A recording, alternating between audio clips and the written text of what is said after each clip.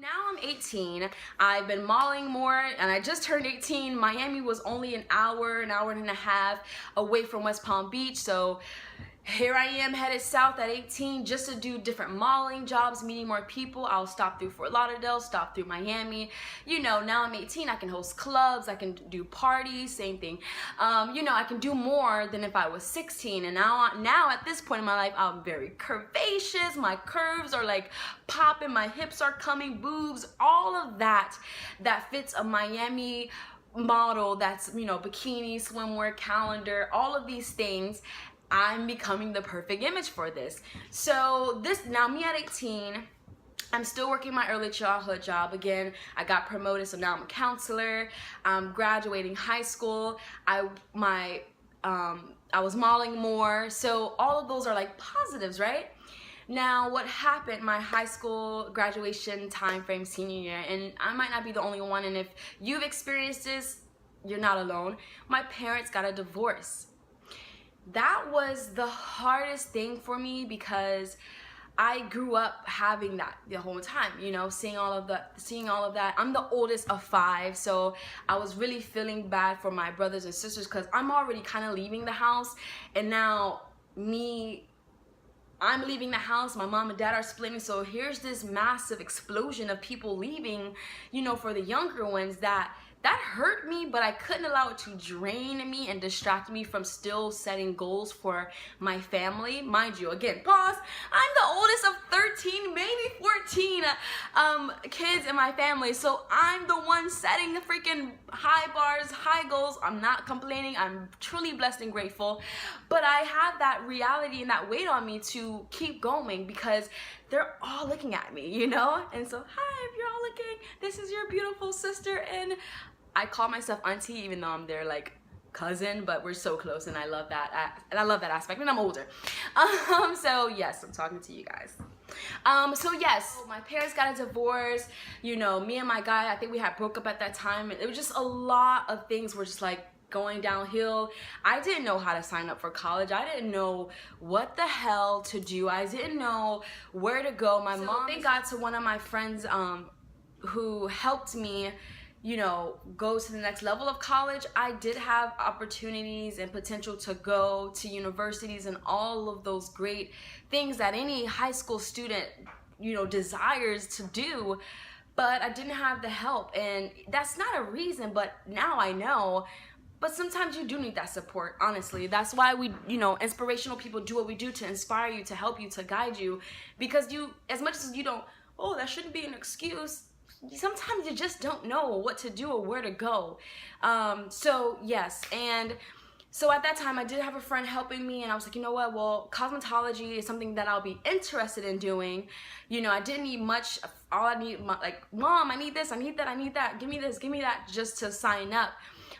So I ended up signing for a cosmetology program that would have been a year long, so that would have given me enough time to kind of figure out more what I wanted to do, where I wanted to go, learn some more cosmetology things as far as hair and makeup, which has again come in so much handy now being in New York City, not being able to afford a hairstylist and makeup artist every photo shoot that I have. So yeah, I did that for an entire year. So from, I guess, 18 to 19, I did that. I had gotten back with my boyfriend after 6 months of breaking up. My family, you know, my mom had moved out. I was still staying with my dad in Boynton, in West Palm Beach, or Palm Beach County. West Palm Beach isn't.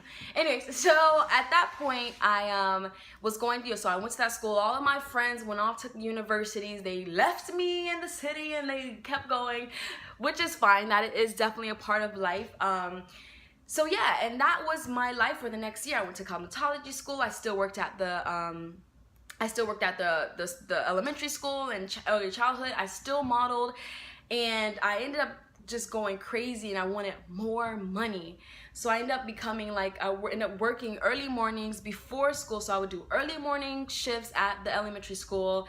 I would do afternoon shifts at the elementary school, and then I would do schooling at night, still work out midday because I had to be ready for a fashion shoot that was shooting at like 10 o'clock at the evening. So after cosmetology class, I'll probably either head to Fort Lauderdale or Miami and do an event. And that was my life. It was so crazy, so hectic, but you know, you have bills.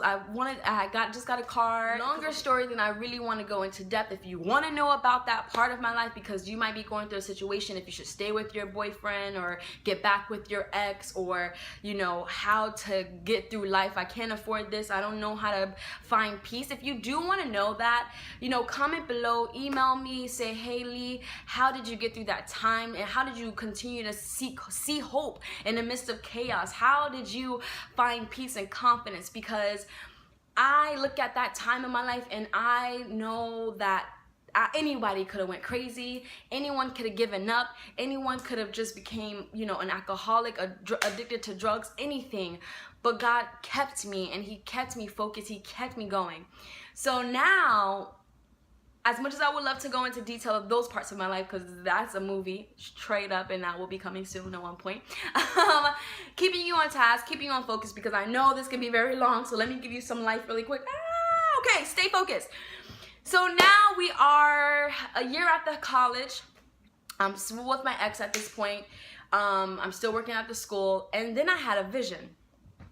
You better pay attention to those visions that you get, because they are the truth.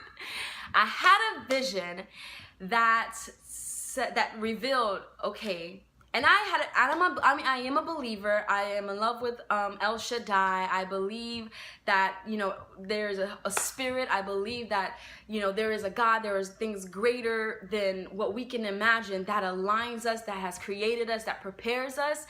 And I grew up in the church. My grandmother prayed, taught me how to pray, taught me how to stay connected. And then I learned how to develop that on my own as I grew up. And that blessed me so much. So when I had this vision,